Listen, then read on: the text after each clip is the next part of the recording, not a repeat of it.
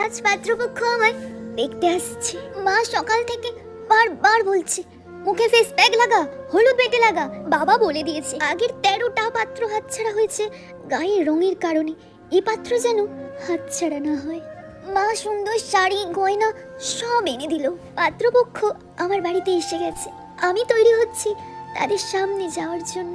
শুনতে পাচ্ছি বাবা বলছে মেয়েরা আমার সব ভালো, শুধু গায়ের রংটা যা একটু কালো। আমাকে দেখেই পাত্র বলল আচ্ছা আমাকে পছন্দ তোমার? আমি অবাক হয়ে সম্মতি জানালাম শুধু। পাত্রের মা আমার বাবাকে বলল দাদা, একটা মেয়েকে মিষ্টির প্লেট সেজিয়ে গুজিয়ে বসে প্রত্যাখ্যিত হওয়ার যন্ত্রণা আপনি বুঝবেন না। যদি মনে হয় বিয়েটা হওয়ার সম্ভাবনা আছে তবেই পাত্র দেখতে আসুন, না হলে শুধু শুধু একটা মেয়েকে অনেক অপমান সহ্য করতে হবে আপনার থেকে প্রত্যাখ্যিত হওয়ার কারণে।